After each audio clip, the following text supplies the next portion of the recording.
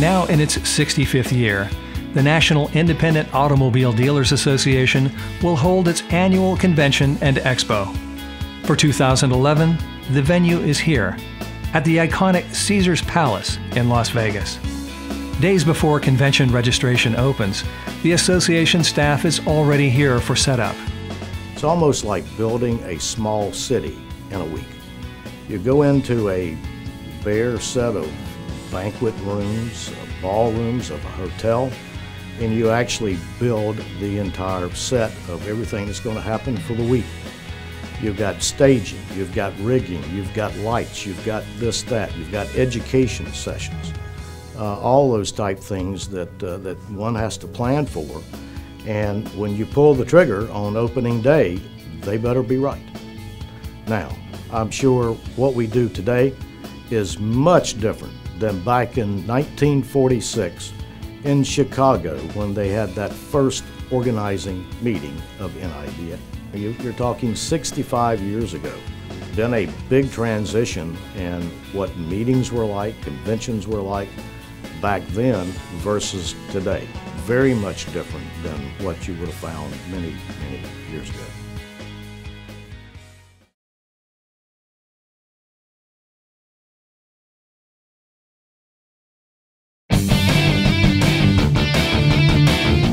Automobiles. They represent our primary mode of everyday transportation, and it's hard to even imagine our lives without them. The automotive industry is a powerful driving force in our economy, employing millions in engineering, manufacturing, sales, finance, parts, service, and much more. Globally, over 1 billion motor vehicles are registered. In the United States alone, nearly 250 million cars populate our roads and highways. When you stop to think about it, every one of these vehicles is used. That's right, the moment you buy a car and drive it off the lot, it's a used car. In fact, each year, 3 times as many used cars are purchased than new. Today's used vehicle industry is enormous, representing over $300 billion in annual revenue.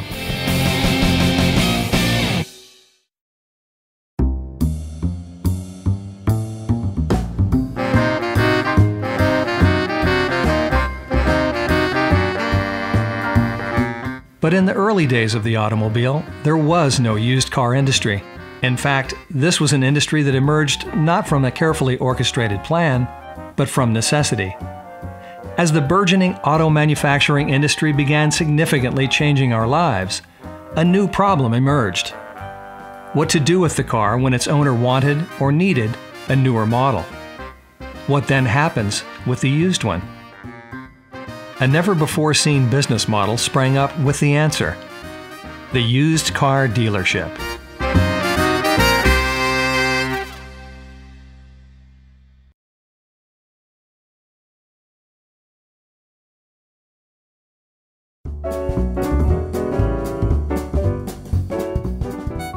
A steadily increasing supply of used cars helped grow this new form of dealership. Along with growth came unforeseen challenges. By the mid-40s, used car dealers nationwide saw a need for a united voice. The main reason NIADA was started back in 1946 had to do with government regulation. That scenario continues to be our roots today. The industry meant a lot to me. I grew up wanting to be a used car dealer because I was around it from the time I was 12 years old. I grew up on a used car lot my uncle had. In 1946, I was in Wisconsin, and I saw in a newspaper where they took off the price control. That's when I found out that a group of men from Texas, my uncle included from the Baltimore area, went to Washington and convinced them to lift that price control. And I guess that was about the first year that the Used Car Dealer Association, I think it was called at that time, went into operation. Independent dealers in those days were really independent. It was very difficult to get together with other dealers at that point. You know, that first organizing meeting in Chicago, 1946, was there for the purpose of looking at government price controls. That's again, where the association got its roots. What's probably kind of funny and interesting is there were 600 dealers that showed up in Chicago for that first meeting. And then after it was organized, they kind of won the battle there in D.C. Then membership kind of trailed off. And we still see that scenario today, to where we'll have a huge legislative issue, membership will grow by leaps and bounds, and then when we tackle the problem and we win or compromise or whatever, and the threat goes away, then guess what? Membership goes back down again. So it's like a roller coaster. In September 1946, 600 dealers representing 31 states met in Chicago. Led by founding President Charlie Hillard, they formed the National Used Car Dealers Association. Many people were saying that there was no way used car dealers could organize and remain organized, and we responded to that. We enjoyed being together and developing leadership. We certainly proved them wrong. We have remained together. Back in the mid-90s, I actually had the opportunity to meet him. Even then, still very much of a strong personality type, nice man, knew exactly what he wanted and where he was going, and so I could see why he took the lead back in 1946. Within a couple of months, the newly formed association moved from its temporary Chicago home to new offices in Washington, D.C. 2 months after that organizing convention, conference, meeting, whatever you'd like to call it, in Chicago, they actually started their first newsletter, which continues today in the form of our current Used Car Dealer magazine, which comes out every month. The NUCDA held its first convention in St. Louis. One of the more pressing issues on the agenda, improving the image of the independent dealer. Image of the automobile dealer was a big factor in many of us getting involved in the association. The image of the dealer in the 40s was really, really bad. It was no fun when your son come home from school and was laughed at because his father was a used car dealer. I thought the people I knew in the used car business was about as good as anybody could be. And we think the National did a lot to raise that image. It still does. We think we did a lot to raise it while we were in office. It was one of the goals. But one of the things that they started in 47 that we currently still have is a code of ethics. Now this is something that a member would subscribe to, which would be make that dealer somewhat different from a non-member dealer, and that member did subscribe to a code of ethics.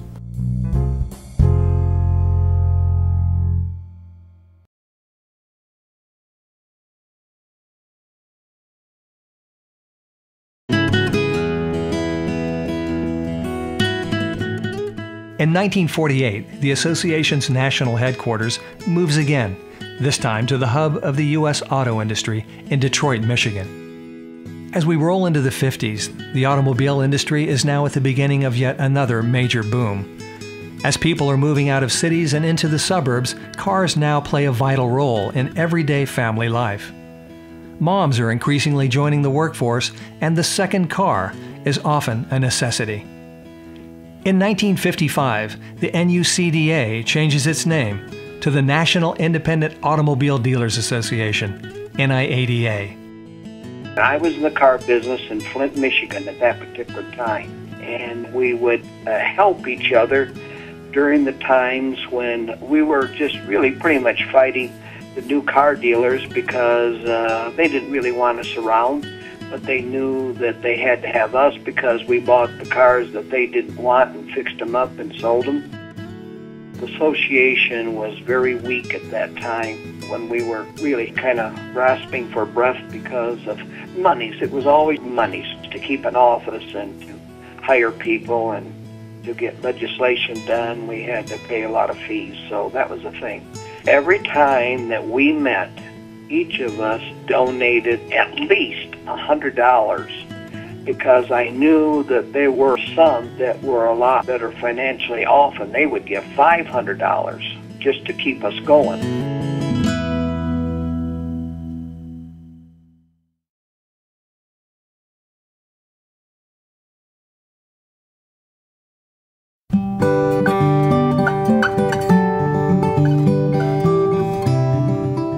In the mid-50s, Eva Mosley would begin to oversee day-to-day management of the association.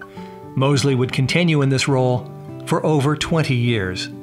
You had the dealers who were the officers of the association even then, but they needed someone to kind of answer the phone, help put out the newsletter, compile information and so forth.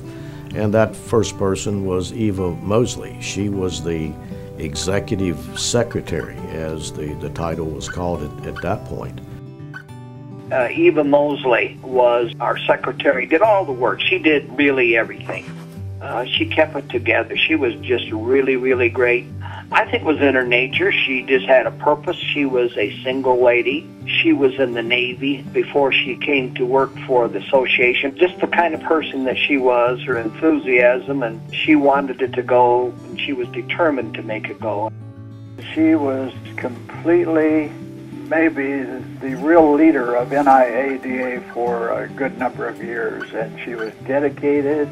She had a little office there in Nashville, Tennessee, and she would show up at all the quarterly meetings. She'd show up at all the semi-annual meetings. She'd be there for the conventions. She always had things organized. She didn't goof around. She worked. She kept the thing really on the straight and narrow path for, I think, many years.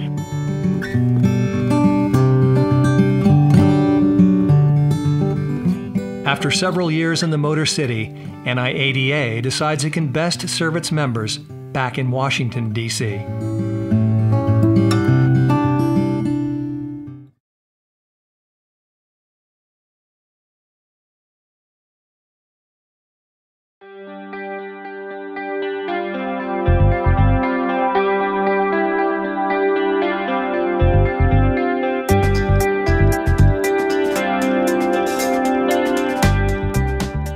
The year is 1956, a year in which 5 million used cars were sold, and the NIADA convention comes to New York City. In 1956, my uncle took Doris and I to the convention in New York, which was the first real time I had an opportunity to see the association in action and meet some of the people that were there. I guess the New York convention sort of told me that someday I was going to be deeply involved in the association. I think they did a very impressive job. We had some entertainers from New York. That certainly was a very impressive thing for my wife and I. The biggest thing in my memory was the comradeship and the getting together with other dealers and talking about what their problems were. It wasn't as formal, to the best of my knowledge. There wasn't any educational programs like we've involved too. But it was a lot of dealers, one-on-one, talking to each other. I and about 3 or 4 other fellows, we went to the convention. It was brought to my attention how we had to get together as dealers because there were so many laws, not only in the state of Michigan, but throughout the country that was really working detrimental to our way of thinking and the way that we did business. I think my first was probably in the 60s. And I'm sure it would have been in Las Vegas for that one. And Las Vegas wasn't the true calling. It was the convention itself. And we always had quite a few dealers that would show up. Lincoln Mercury, Oldsmobile, GM as a whole. We had a lot of really great guys that sponsored a lot of big banquets for us and paid the whole tab. But we always had seminars. I can't remember one where we didn't, but they were constantly training. And of course, coming into the years of Mike and Keith Wan, these things grew immensely and quickly.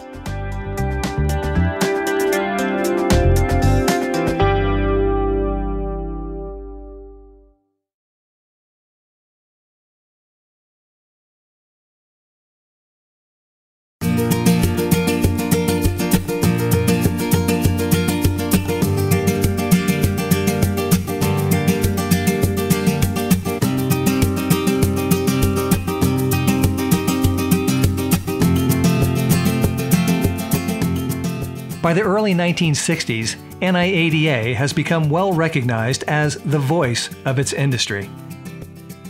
Eventual association president Bob Galloway describes being recruited. Well, the first impression was the guy wanted to get me for $100. When it came to my lot to ask me to join the association, named M.L. Vaughn, that was in 1963. Well, the association sounded good to me. Sounded like something we needed. It was a difficult time to get $95 out of dealers at that time, you know. $95 was, that was the most profit most of them were making at that time, you know. If they made a sale, they didn't make a heck of a lot of money on it.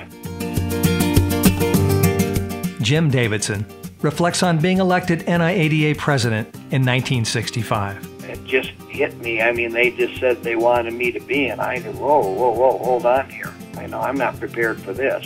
I was surprised because I just had a small car lot and I only had one other employee. So I made up my mind I was going to try to upgrade the car dealers. So I was pleased I was able to add a little bit of thing by just getting them to clean up their act, to do business like business and look like business people.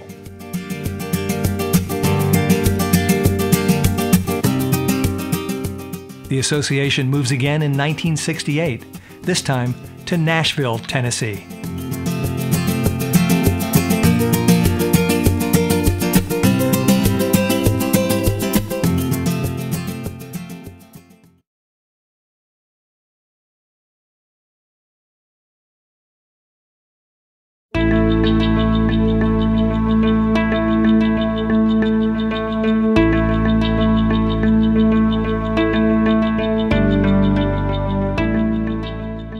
Since its inception, NIADA is unrelenting in its efforts to protect and defend independent dealers and consumers from potentially harmful legislation.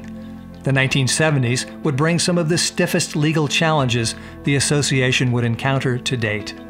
Talk about things that legislative were happening in the state and national, and that they were going to have an overburden of bad legislation unless we went to work to change it and stop it, direct it. One of the big issues was warranties that they wanted to hang on the dealer. They wanted to obligate us to things that was unbelievable. They wanted big bonds that we couldn't afford, bonds that were too heavy for a small dealer to handle, and it didn't need. You know, you got to give them a little bit of room to work, but not burden them with too many things. The Mars Guide, I think, was, in fact, we supported that and tried to help work it out and create one that we could live with. A little trivia that a lot of people may not realize is that NIADA at one time used to be located in Raleigh, North Carolina. And that was because back in the 60s and 70s, the small associations would often relocate to where they could find an executive director. And someone retired from General Motors, and the association asked him to be the exec for the association, and so they moved the headquarters to Raleigh. Charlie Neely becomes NIADA's first executive director in 1974. Neely would lead the association for 4 years.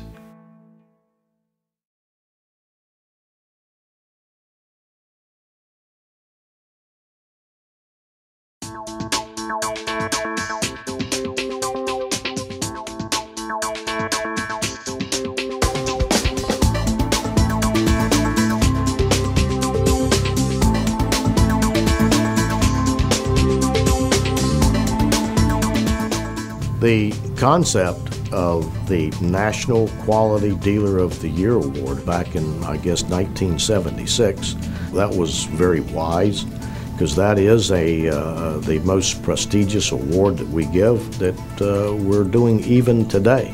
My good buddy, Joe Eichenberg, who was the first Quality Dealer of the Year, who is still with us and still comes to conventions. Certainly him getting to be the first quality dealer, I would have voted for him. At Caesar's Palace in Las Vegas in 1976, somehow or other, I became the quality dealer. There was like 21 of us, and there were some real big names from the association at that time in that that group. But there was no talk about who won. We just had a list of who was involved, and at the banquet that night, after everything else was over, they started calling one name at a time out. That was an elimination program. I remember sitting there and saying, geez, got to come out sometime. And to tell you the truth, we had sort of counted the number, and I thought I was runner-up when they called my name. I didn't know I was the last one on the list. And I was really surprised and amazed that I was lucky enough to be the first one. It's stayed with me for a long time now. To try to explain the feeling, you just have to put yourself in the position of being in an association of some 7,000 dealers and having the association name me as a quality dealer. You just ride on air. It held up the quality of a used car dealer, that they were not, they were not the scum of the earth. And it made the dealers a little proud, particularly when they announced everything that the dealers had done to get there. I didn't bring a tie to match my suit, but I never thought about it because I didn't think I'd win, so I wasn't particularly worried about it.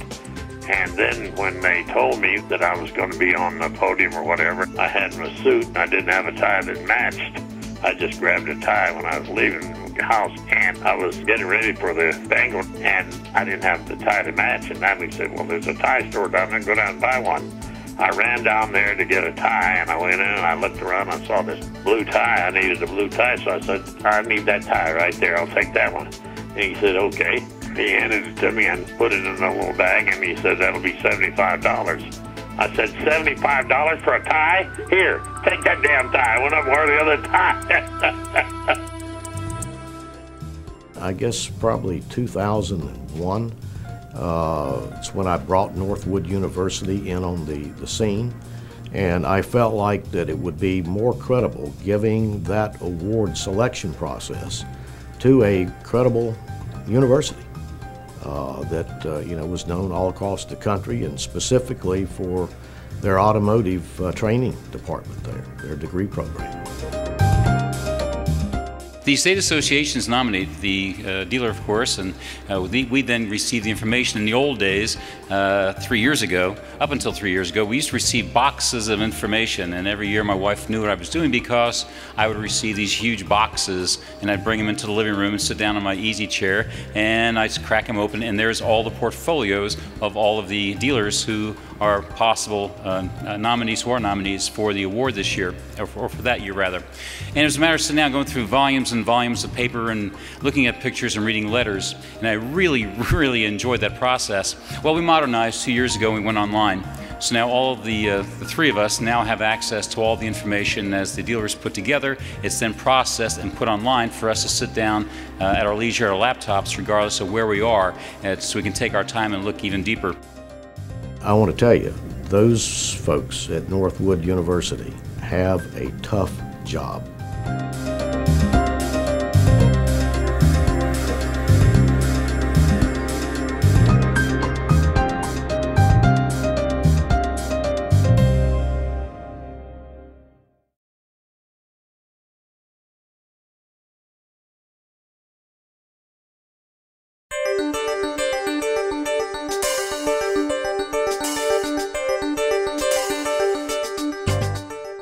NIADA upgrades its logo as it moves into the 80s.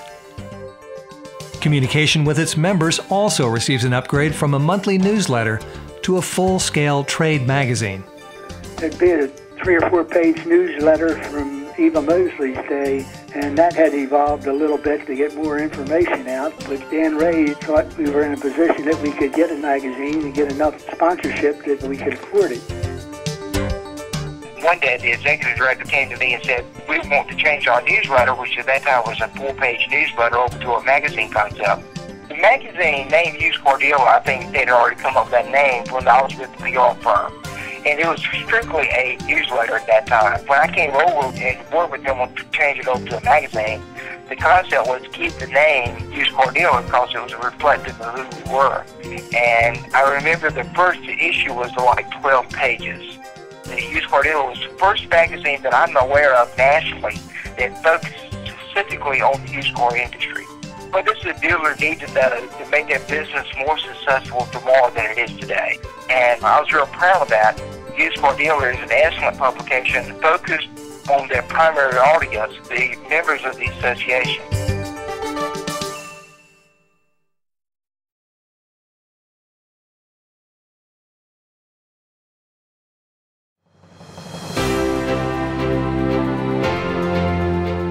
NIADA's mission to protect dealers and consumers continues. Now, a new and formidable legislative challenge emerges: the FTC used car trade rule. We were fighting that FTC battle.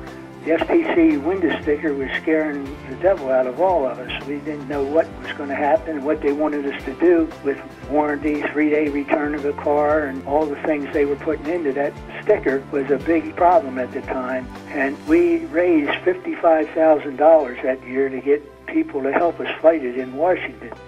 Now, $55,000 raised in our association for one project in 1979, that was a lot of money. We don't have any problem at all disclosing what we know is wrong with the car, but for them to expect us to have the knowledge to let somebody know in advance what might go wrong with this car, or if there was some hidden defect, is a little unrealistic. And we finally got the support we needed there, and those people understood, and they come out with a window sticker of known defects you put down there, and it was a sticker we could live with. At one time, it would have been something that would have practically closed it in. Yeah, I knew it was big. I mean, it was very, very big, and it really went down in a history book. This rule requires used car dealers to condition a car and stand behind it stronger than would a new car dealer. NIADA and NIADA got together. We recognized that we were going to end up with a window sticker, so we come up with and recommended our own. And because we had a legislative presence there, the buyer's guide is what it is today.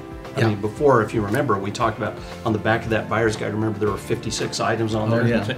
And those were going to be on the front, and you had to check front. okay or not okay. And because we had representation in Washington, we can have a simple box that says warranty or as is. And because of that decision that NIADA made, that's the impact it had. Yes. And most people don't realize how something, just having somebody at the table, will make the big difference in how history goes on.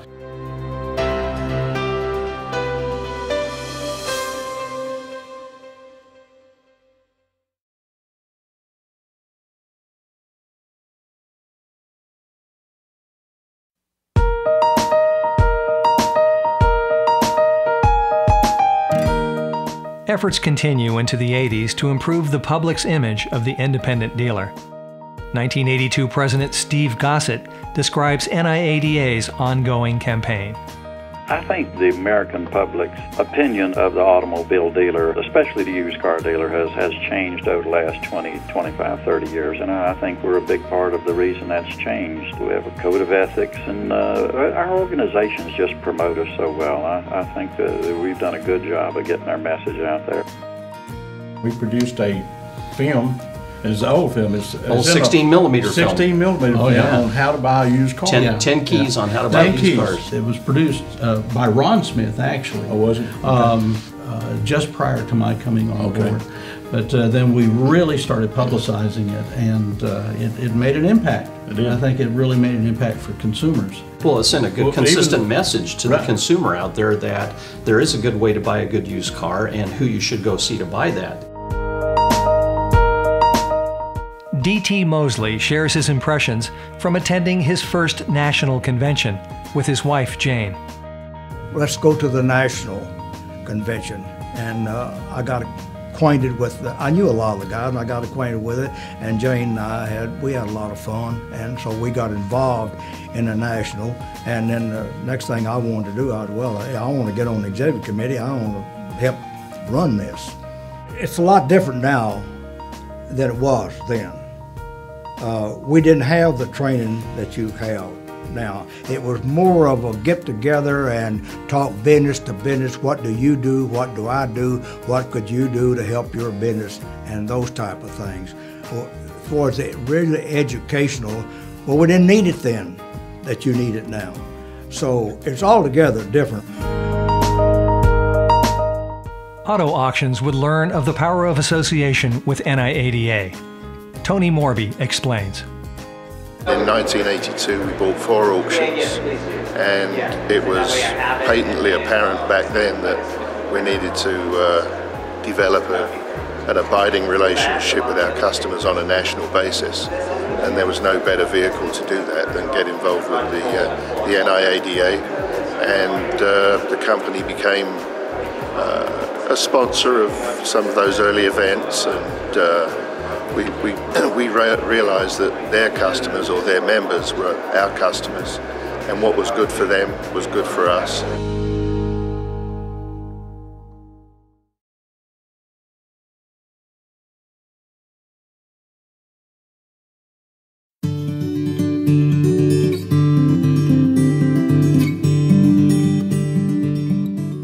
Former Executive Vice President Charlie Tupper explains the strategy to move NIADA headquarters to a more centralized location. One of the reasons that I was hired was actually to bring the headquarters to the Dallas-Fort Worth area because the association board, I think probably for years, had considered the situation of having the headquarters in a place that was relatively inaccessible at that time and moving it to a very central area of the country. I think one of the real problems from the perception of NIADA during that time was that it wasn't stable because it kept moving. Right. And so they settled on moving to the DFW area with the idea in mind that it would become the permanent headquarters. Well, and Charlie just came on just after we had formed the AEC, the Association Executives Council, as well. And Charlie was very supportive of that group because that was something totally new for the association, to have all the state execs get together and talk about issues that were going on in the states. And Charlie was very supportive of that, and we hadn't seen that for years prior to that. And he was a great instrument in making sure that the AEC was successful. Well, the thing that I felt was that if the states were successful, then NIADA would be successful. Right. And the two had to work together. Yep. When we moved the association from Carolina to the Dallas area, and we had the executive committee meeting and a director's meeting, so Charlie Tupper says, well, what are you going to do about treasury report? I said, I don't know. I was treasurer at the time. And so we went in there, and what I think about is when it came my time, I got up and I told him, I said, hey, we just moved here. I don't know everything. I know one thing, that we're in good shape financially, and I'll never forget this big guy from Florida sitting at the table. He said, I'll make a motion we accept the treasury report. And that was it. So I didn't have to go through. Vernon Ingram, when he was president of the association, and I know he had a really good relationship with the state execs and with the dealers.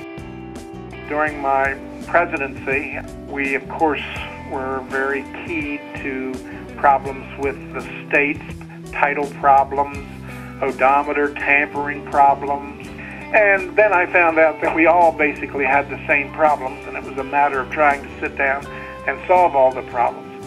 And in that year, I was in 34 states and 3 countries representing the National Independent Automobile Dealers Association. Bob Galloway becomes NIADA president in 1988, and D.T. Mosley decides if he's going to be in the association, he might as well contribute as much as possible. Well, if I was going to be in the business, I wanted, I didn't want to stay status quo, and neither did Jane. So we had great time traveling around, and I wanted to go up. I was regional, I was secretary, I was treasurer, I was vice president at large. At senior vice president, someone said, well, now, you want to be president? I said, well, I wouldn't want to be senior vice president if it wasn't aspiring to be president. Yeah, I want to be president. And then, of course, chairman of the board was a natural thing that came along after being president. But had great times. He said, I don't know whether I should be president or not, and leave my lot, with not attending there. And I said, you have worked all these years your way up. And I said, I would hate for you to quit now. So that's why he became president, and I was so proud of him because I know it was a lot of work. Well, very important to have her along, and the more she got involved, the more easy it was for, it wouldn't be like if she didn't like it and I'm running off to a meeting and she didn't care about it. But with her going along, we would leave the year I was president. We'd leave on Wednesday and get back Sunday afternoon. We'd leave the next Wednesday and come back. We visited 16 states, 5 of them twice in that 1 year. And she was with me 98% of the time.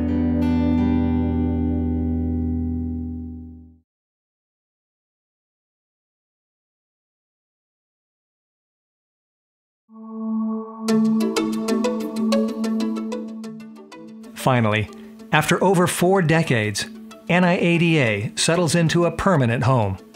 One of the more significant accomplishments I think that NIADA's made over the years is, of course, the relocation of the headquarters office from Raleigh to Irving, Texas, and then a short time thereafter moved to where the headquarters is today in Arlington, Texas. And what is just absolutely significant about that is, due to the hard work of some of our past presidents, particularly D.T. Mosley from Houston, Texas, the headquarters building was paid for in just a couple of short years, all due to fundraising efforts of those past presidents out there and contributors from around the country. And today, of course, headquarters is in the same city that you find the Dallas Cowboys, their new stadium, and of course the Texas Rangers. So pretty significant move, certainly more centralized in the country, easy to get in and out of, not only for staff and so forth, but visitors coming in to conduct business with us. I was really interested in seeing something happen. I wanted to get it started during my year about buying our own national headquarters, and that came to fruition a few years later, and I'm very glad I was able to contribute to it.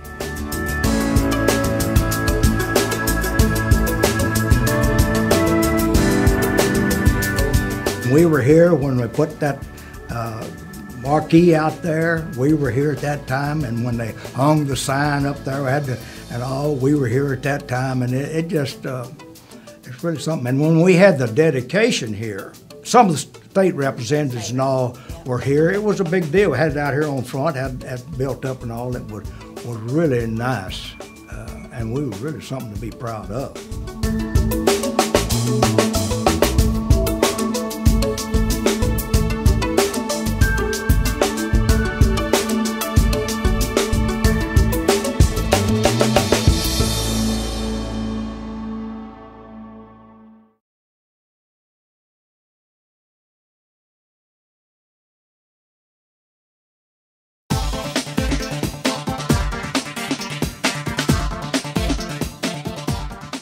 No organization can be effective, at least not for long, without solid leadership. NIADA has benefited from exceptional leaders, people with vision and strong work ethic, not afraid to step up, to provide direction for the betterment of all. To recognize outstanding leadership and contribution to the automobile industry for non-dealers, NIADA's Ring of Honor was first awarded in 1994. The NIADA Ring of Honor got started in 1994. First recipient, if I recall, was Warren Young, who at the time was the president of Mannheim Auctions. That award is the highest award given by NIADA to a non-dealer.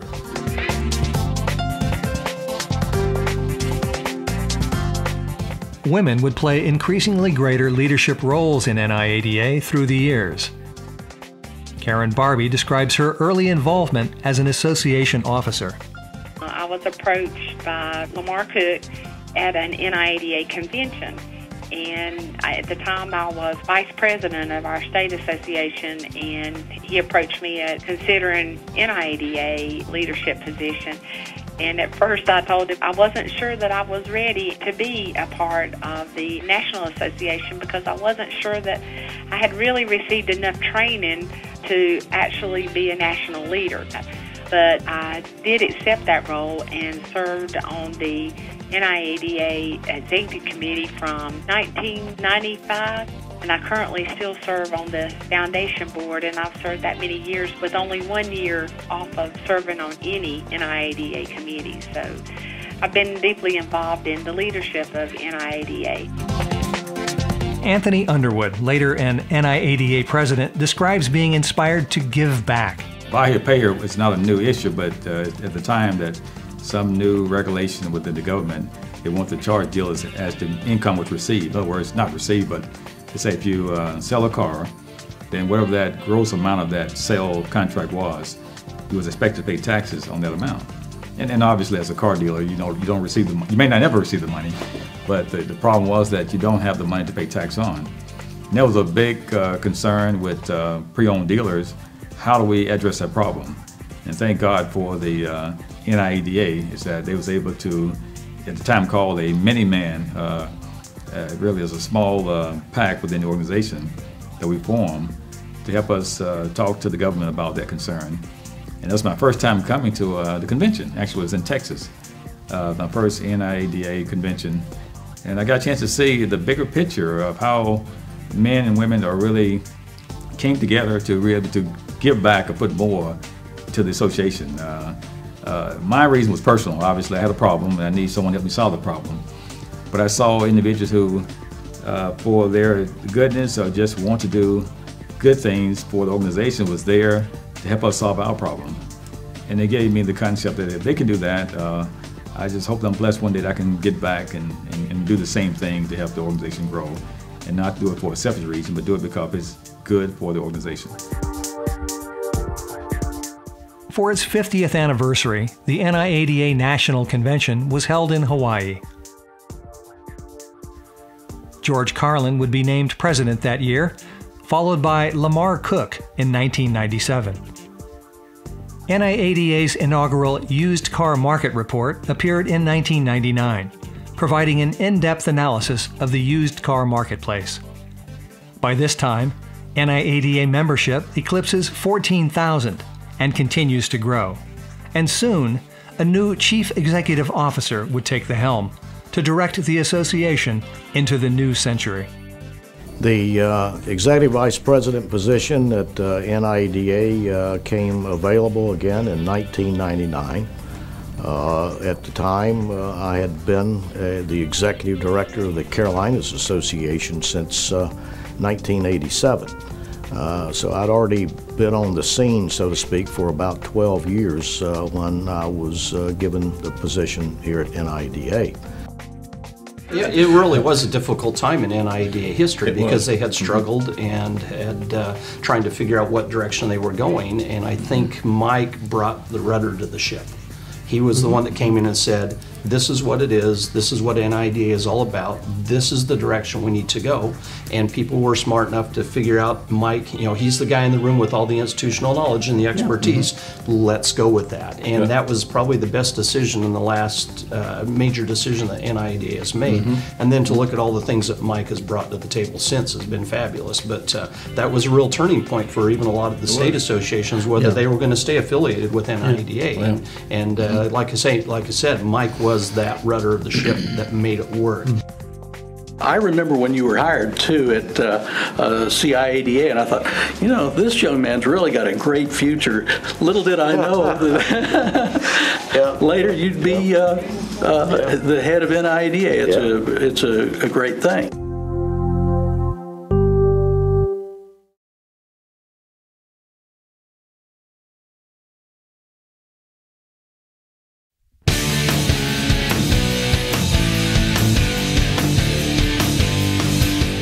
At the heart of NIADA's mission statement is its responsibility to educate the independent auto dealer, a responsibility that is continually evolving to new levels of excellence as time marches on. There wasn't a whole lot of deep education training that tell you how to run your business better, how to be proactive in your business, how to deal with accounting. These things happened in the last, say, 10 years or so, and it's just really a night and day in what we do to be able to educate the dealers. If a person want to know how to be successful and how to run a dealership the correct way, this is the place to be. NIADA is the place to be. I requested we have a new committee, an education committee, and I said, I know all of us car dealers here think we know it all, but education is the key to get these younger dealers in here and let us help them grow in the business and learn to do things right and according with the law and ethics and everything. And we started a dealer education committee. It certainly has evolved into a lot more than I dreamed it would be, with this master dealer program and all that. It's certainly done wonders, but it stuck, it stayed, and I'm very proud of having a beginning in that. I think there was a monumental change in NIADA when Keith Wand was hired, because we were at a crossroads legislatively on the federal basis with all the things that were going on. I think that was a monumental day for NIADA to hire somebody the caliber of Keith Wand that understood the car business. Dealer education has always been a hot button for me. That's one of the reasons that Keith Wand and I did as much traveling, educating dealers as we could, or as time would allow. And I got to thinking, how do you take that to the next level? And, the industry is coming up with all types of certification programs, not just in the automotive industry either, but nationwide in different types of fields. So I immediately thought, well, we need what would be called a certified master dealer. So in conjunction, again, with Northwood University in 2001, that became a reality. Harold Rocky Rockwell was chief instructor of the new Certified Master Dealer program. He would continue in this role until retiring and turning over the reins to Joe Lascota, who would continue to develop and advance the curriculum. Over 170 dealers thus far have attended the highly regarded CMD program to become more efficient, effective, and profitable.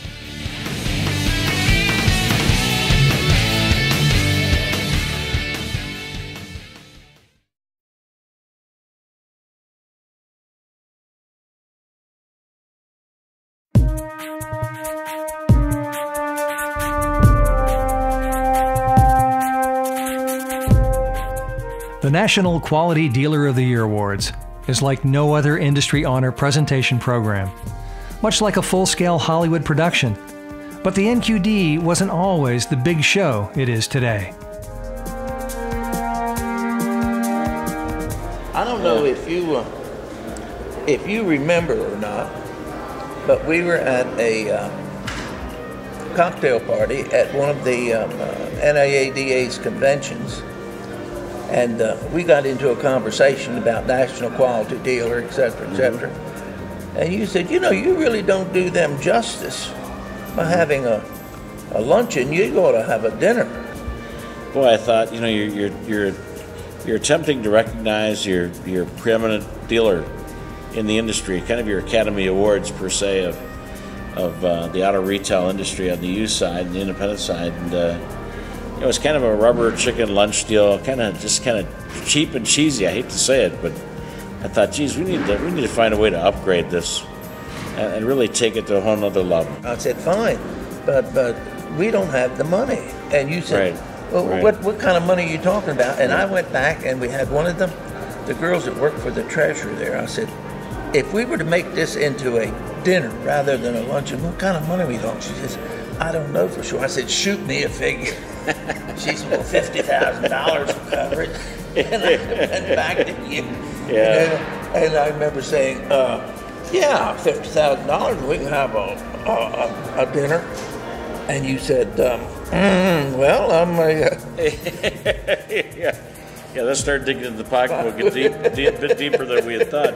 Certainly the sponsorship from you two guys is what has created this phenomenal event, in my opinion. And without you guys as partners in this, we could not continue to do it. We would not be sitting here right now getting ready for tonight's event if it weren't for you two guys. Well, thank you. We're proud and excited to be part of it. Same here, and you can count on our continued support. Very good. Thanks to the ongoing support and contributions of generous sponsors, the NQD event now properly reflects the significance of this prestigious award. In addition to raising the bar for the NQD show, the entire NIADA convention offers unexpected pageantry and entertainment. The first year was at the MGM, which was, we did a Rat Pack show, we did a whole format. It was a big success.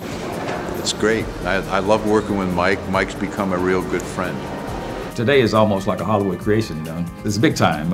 It's just something like, this person got to be like the president to receive that.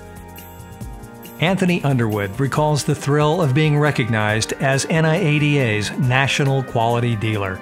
Yeah, it's indescribable, I mean, really. And of course, I'm thinking in my mind that I won't win, but my wife is holding my hand, and just fortunately, I had my sons there. At the time, they wasn't married, their fiancés there, so both of my sons and both their fiancés were there, and it was a magical moment. It's a great feeling, and keep in mind is, of all the great dealers in this country, there's only a handful in the lifetime would be not only nominated, but elected to be a quality dealer. And to me, that's, I'm very blessed.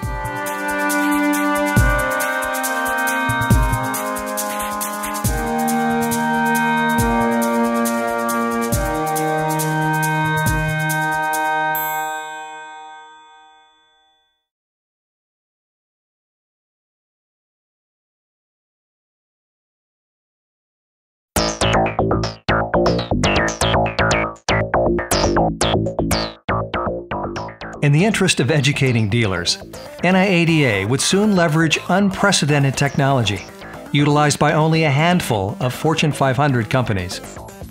I know that that's been one of your real prime things, is to educate the dealer. Sure. And that was something that was really important to me also. You know, by having the medium that you have now, my goodness, there's no reason that the dealer can't basically receive a doctor's degree in how to be even a better dealer. Exactly. NIADA TV, that's taken the association to a whole new level. It's exposed the association to a lot of dealers, a lot of people, even consumers out there that really had no idea who or what NIADA was. So, yeah, and that will continue to evolve on into the future. Keith and I were, of course, traveling the country, and we did that for several years, and we did it at least once a quarter somewhere. And because of demand, sometimes twice a quarter. So it did keep us on the road a lot. NIADA TV became the solution to the problem that was dealt to Keith and I. We're doing something a little different today that we've never done before at one of these seminars. Don't pay any attention to the cameras and the thises and the that's and so forth. Just play like it's not there. It's going to be a standard seminar just like what we've been putting on across the country. The only difference is we've got a couple of cameras rolling here and there. I can remember when we first made the announcement to some of the state executives, officers of the association, even members of the press. There was an element of shock, but I think that was good because it was something that was very much ahead of its time. But it got great buy-in from all parties involved. And after we answered the question of, you can really do this and make it work, then certainly that's where the buy-in came from. Hi, welcome to NIADA TV's Master Control Room. I'm Michael Marashlian, Senior Producer. From here, we produce and broadcast a wide variety of programming tailored to the automotive industry professional. I see that Liberty Swift is in the studio. Liberty, hi, this is Michael in the control room. Can you show us a few highlights of NIADA TV? Sure, Michael, I'd be happy to. We have crews traveling all over the country to bring you news, events, conventions, seminars, and interviews with industry leaders. It's wonderful. I mean, the technology, it's the thing that it's just amazing how NIADA TV have taken it to the next level. That a person can just turn on their laptop or actually use their PDA to be able to get informed, to be able to be portable with education. To me, that is amazing. Star Trek is right now before us. I mean, we're in the world that education today is important in everything we do. And to have it accessible and have it portable like NIADA TV is just really amazing to me. Yeah. When NIADA TV came about, I thought, this is the greatest thing. That means that I can be educated and see all that's going on. Everything that I do, I can do right at my desk. So I feel like that all the technology will help your business so much that if you don't, then you're going to be behind if you fail to accept the technology that's out there. Thousands are watching our live global telecast, a first for NIADA as we continue our commitment to the used motor vehicle industry. To tonight's honorees, their families, and friends, congratulations. Now, here's tonight's Master of Ceremonies, Mr. Michael York. It's amazing that it's been 11 years since I was at my first NIADA event as a speaker. That was 2000 at the MGM Grand in Las Vegas. And then Mike Lynn asked me about the Master of Ceremonies thing, thinking that we're going to start doing this on NIADA TV. I began working with the crew on NIADA TV and doing segments, and he said, could you do the Master of Ceremonies thing? I said, well, it's not really what I do, but could I do it? Yeah, I probably could do it. He said, well, let's try it. So in 2004, that was my first time with Mr. Marashlian and the entire NIADA crew, and we're all going to the moon together. I mean, it's the first time that had ever been done. And so it was an awesome experience, and sure, you make some mistakes and you get better, and over the years it's just turned into this huge production that we all look forward to every year. This will be my 8th year, 2011, as Master of Ceremonies, and it's turned into just an amazing event. It's just been an awesome experience for me. It's terrific working with all these people.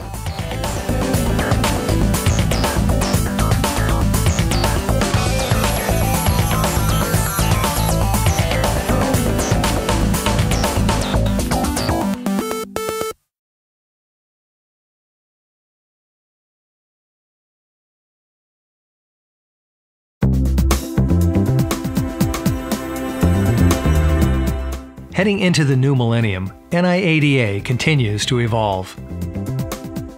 The NIADA Foundation was formed, offering scholarships, educational programs, and other charitable endeavors. The first woman president would be elected. It makes me very happy to see a lady president. They're very smart, they've grown up in the business. It would not have been for me, but we've had some lovely lady presidents, and I'm sure there will be some more lady presidents, and I'm proud of them. With some of the previous presidents of NIADA, the joke that we had if they were really ready for a female president. And there was a joke, you know, that I wasn't really a female president. I was a car dealer first, and then a second-generation president because my father had been president and I had grown up in the car industry, so I really wasn't a female. All I was another car dealer taking another position as president of NIADA. Karen Barbie was NIADA's first woman president, but certainly not the last, as Sandra Moss would take the reins in 2007. After some 2 or 3 years of NIADA TV being around, we got to thinking about the consumer out there. Back to this image situation again that the association has been battling since its first day. And what better way to reach consumers than use the same product that we have been using to reach dealers? Therefore, in '07 is when we started what is now known as Automotive Consumer Television, which is a internet network of its own, geared toward consumers across the country. Now we have that electronic age, and I think that becomes a future challenge for NIADA, that how do we grab that consumer and make them part of our association, understanding how to buy a used car, how to go select a dealer, why should be buying a car from a dealer as opposed to a private party sale, what are the advantages of buying from a used car dealer that is a member of NIADA and the state association. And I think that, in my opinion, is going to be the next, instead of baby step, a monumental step in the success of this industry, which will do a lot of things, I think. I think it will cut down on the government regulation, because we'll now be self-regulating ourselves, because the consumer will help us do that. My opinion is that if we can educate the consumer as to the process that actually happens at the dealership, that should be a win-win situation. Sure. And quite honestly, very overwhelmingly, every member that we had out there said, oh, I would much rather have an educated consumer coming to my dealership that I'm trying to sell a car to than someone that has no clue as to what the process is. So again, helping to educate the consumer out there. So it's been good. Oh, I think really there's a lot of competition out there. I mean, the dealers, others who are selling privately, the new car dealers, whatever. Anyway, there's a lot of competition. So by having the educated consumer and by having the tools that you have to educate the consumer, I think the used car dealer is going to benefit primarily, because look at it as being, hey, this is a good guy. I'm going to go see the good guy. Right. Charlie Tupper and Mike Lynn discuss the importance of ongoing leadership.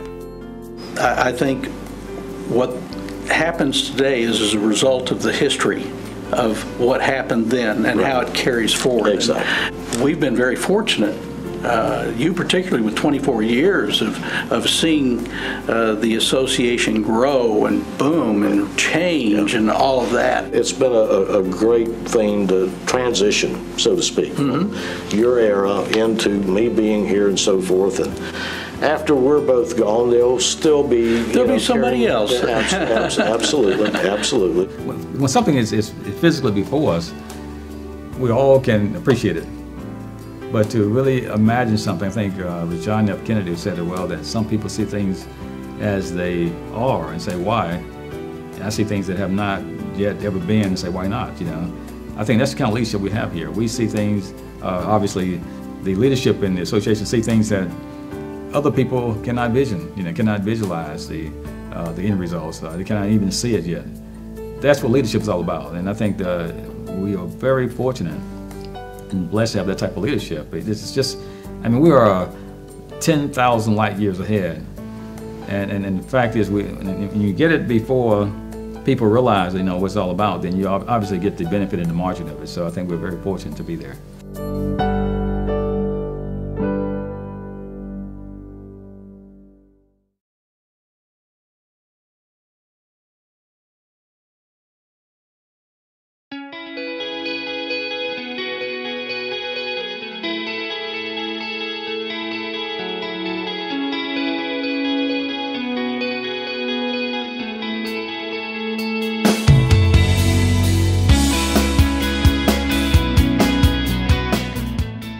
To get in there and be part of it.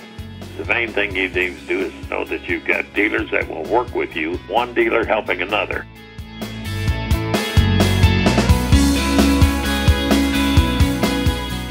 The power of what NIADA offers to every dealer is that community of friends in the business where we're all helping each other.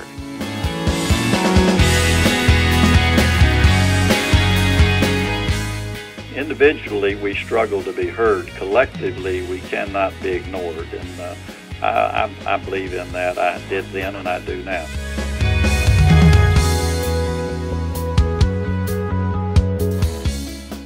The people in this association are different than most others.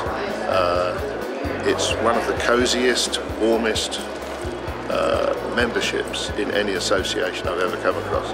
It's really easy to develop relationships with people.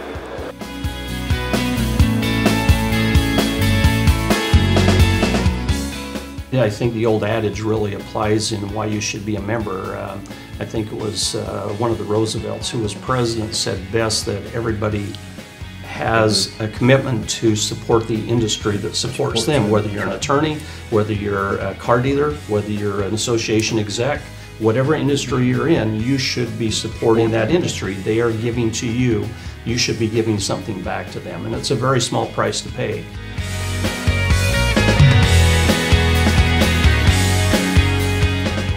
If you look at a farmer, he finds a way to put things back into the field, into the dirt, so that you can grow something the next year. We always felt that you had to put something back into your business and your business area if you wanted to grow.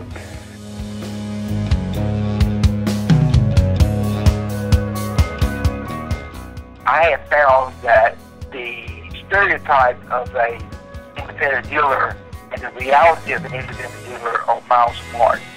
They're really ethical, honest, hardworking, backbone of American people, and I think they should be very proud of it. And they've done an excellent job raising the image of that industry segment.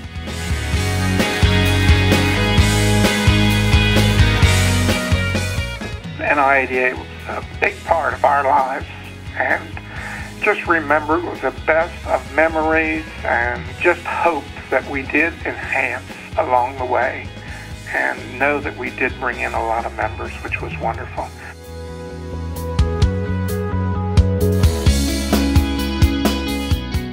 Well, I think I'd say that if you just give it one time, just come one time, that I feel like you'll gain something that you can take back to your dealership and to your family. You come once, you'll come one time and you'll be back. You'll come back because there is something that you can take back each and every time.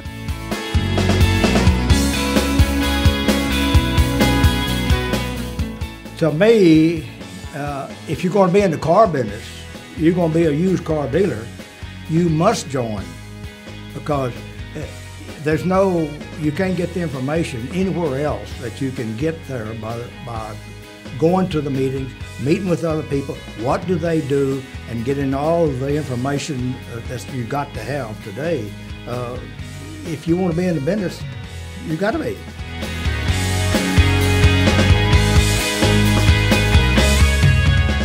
To me, if this is your livelihood, it's one of the best investments that you ever make.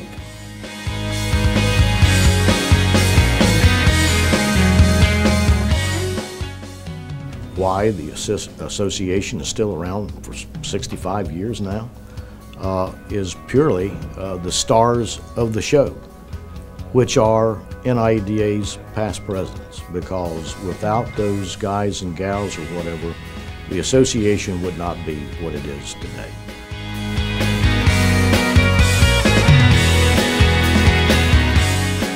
I wouldn't take $1 million for my experiences for starting out when we were young in the business, and made all of these meetings and made all of these conventions, met all these lovely people. I wouldn't take anything in the world for it.